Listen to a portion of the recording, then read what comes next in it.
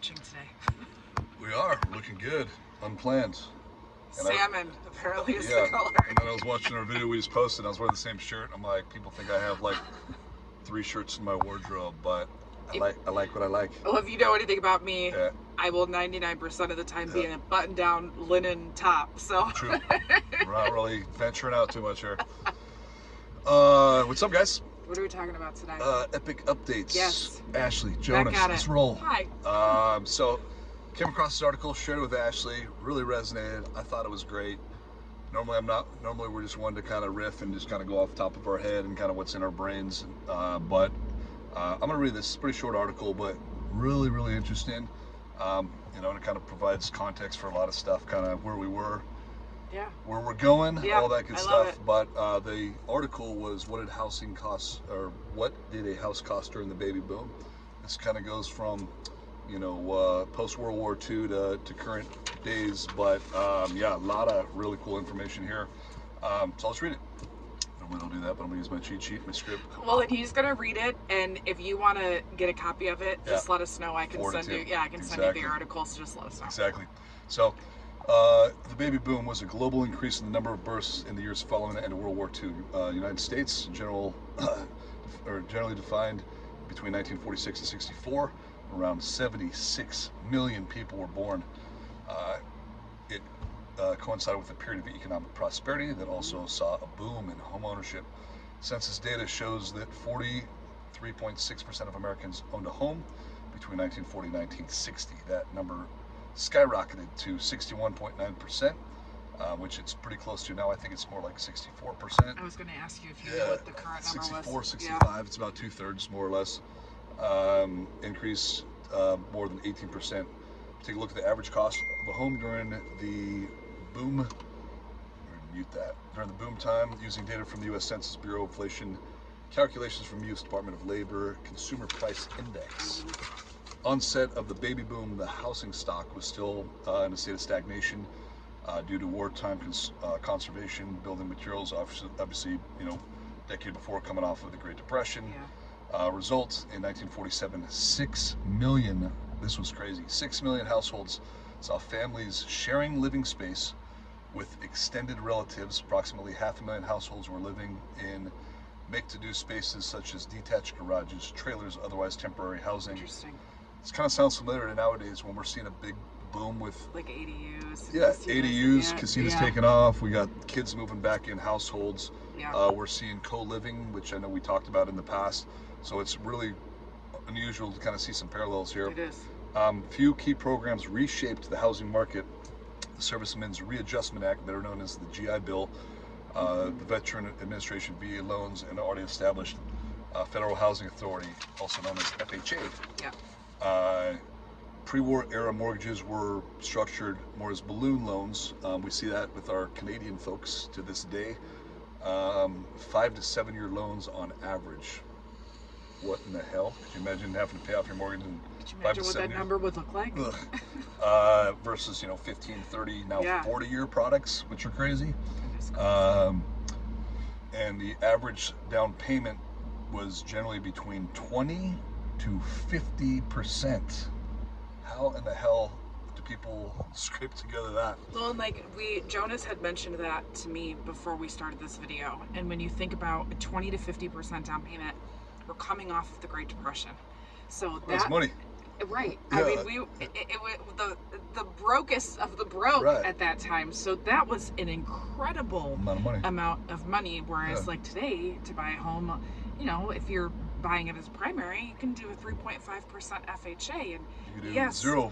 You can VA, do 1%. And there's down payment assistance programs. And so just to kind of put it into perspective, that was a huge amount of money. It's crazy. I had no idea. The ability to spend less upfront and pay back the loan over 25 to 30 years significantly increased the barrier to home ownership for many Americans, although not everyone. 1950s, some 1.53 million new homes were built, and VA and FHA comprised 51% of those transactions. Another 2.4 million new homes were started between 1953 and 1957. Total cost of $3.6 billion in loans, chump change to today's standards. According to the U.S. This Census. is interesting. Yeah, according to the U.S. Census data, median home price, single-family detached homes in 1950 was, wait for it, $7,354. That equates to $97,740 in today's money. Today, it's worth pointing out that the average house in 1950 was much smaller. That's true. It's not comparing apples to apples just because you hear how much inflation has affected the dollar and how much it's changed. I don't know how many of you live in a 983 square foot house. And that's like a single family home where you're raising your children. Yep. That's not like it's very different. It's crazy. Average of 4.6 rooms opposed to 2,264 square feet and 7 to 8 rooms today. So I mean, you do the math, quick math in my head, it's probably more like a median home price of about $250,000. Average family income was $3,300, equivalent of $43,859 today, which goes to show how much the housing market has outpaced regular inflation in the 21st century. Though the value of the average home in 1950 equates to $97,740 today, data from 2018 to 2020 shows modern day home values almost triple that. Okay, my math is off a little bit. $281,900. The price of the home in 1950 was approximately double the median household income. Consider today's median income of $74,755. So pretty good economic prosperity there. The the price of a home is nearly 4 times the median household income today.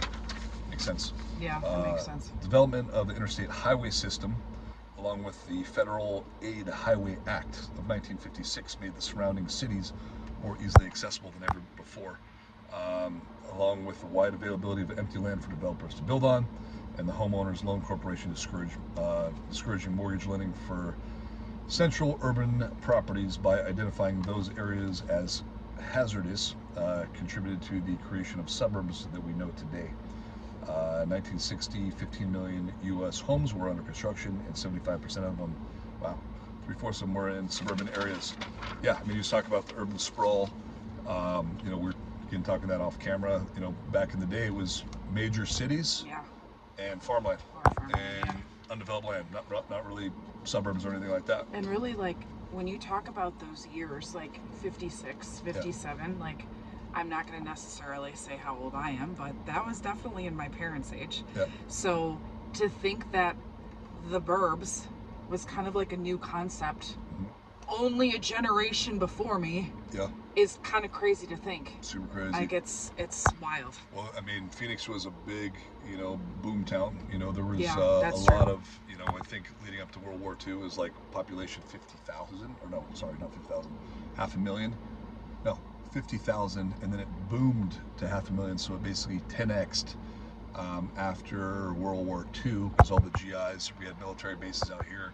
A lot of the GIs getting out, couldn't afford some of the expensive markets, so they, the invent of AC units and because who the hell moves to the desert? And now here we are, like, ACs, pools, margaritas. But yeah, and then since then, Phoenix is 10x'd again. So it 10x'd, and then it 10x'd the 10x. We're now the, fifth largest metropolis in the entire United States. 5.3 million people, something crazy so like that. So you think about how many metropolis there are in the United States, for us to be the 5th largest, whereas not too many years ago, we really weren't even on a map. We're not on a map. It's crazy. Yeah. All right, the median single-family home in the 1960s rose to 1,500 square feet, so it's gradually starting to get bigger. Gradually increased over the decade to just under 2,000 square feet. The median number of homes increased in the 50s to 4.6 in the 60s. Number held steadily throughout the decade. It's tempting to attribute the increased home size to the space that was available in the suburbs, but the numbers don't exactly bear out that explanation. The median lot size to the 1950s and 60s was steady, just over 0.2 acres, and didn't significantly increase until the 70s. And I wish we had almost quarter-acre lots nowadays with the new builds. They're little postage stamps, but that's neither here nor there. It's so true, especially since we work so much in relocation. Like, we get these clients, they call and they're like, "Oh, we want a really big acreage. Piece of land." And I'm like, "You mean like a 9,000 square foot lot?" Like, that's really as good as it gets. Do you like listening to your neighbors fart? and epic updates. Fart and epic updates. Yep. As the home sizes increased, so did home prices. 1960, the median value single-family detached was 11,900. Sorry, 126, 852 today. However, median home income kept pace, increasing to 5,600, approximately 59,695 today. So median annual family income still comprised nearly half the cost of the home. The least expensive state for home ownership was Arkansas. I do own property in Arkansas, with median home value of 6,700, while the most expensive state was Hawaii, with a median home value of 20,900, or 71,429 and 22,790 respectively today. So crazy. I know a lot, but I learned a lot. So thought it was a pretty cool article. Kind of put stuff in context. Great. And you know, of course, if you want to read this on your own, let us know. We'll send it to you. But I think the moral of the story is there's always growth. There's always opportunity. You just have to go in it with good intentions and you know have people like Jonas and I that can advocate for you and help educate you. But it's that there were some wild statistics in that. I know I've talked about my mom buying her place and overstretching, you know, in the 80s. My favorite story. 8Xing, you know, her investment. And, you know, we did an open house in Scottsdale recently and had the neighbors come by. The house was built in the 60s. We sold it for like 1.7 million and change. And up in Scottsdale, and they came over to the open house and he bought it in 1974. And he's like, yeah, you know, I spent $44,400 on the exact same floor plan. I mean, granted, his wasn't as updated, but, you know, shaved, you know, $200,000. Still well 1.5 million. And I was joking with him, and I'm like, let me guess. You know, when you got that mortgage payment, you're doing your loan app, you're like, I can't believe I'm spending $44,000 on a home. And he laughed, and I'm like, yeah, but I'm like, it's all relative. But as you can see, and it's always scary. Whether it's $44,000, $444,000. I mean, it's a huge investment, and it is scary. But you know, again, you have to just go in knowing that the team that you've put in place has your best interest at heart, and just, you know, hope for the best, and just know that it'll work out. Well, sorry for the long video today, this guys. is long. We had a lot to cover, but I thought this was cool. I wanted to share it. Looking forward to pumping this one out, the next one next week. Yeah, we'll talk to you soon. Take care. Bye.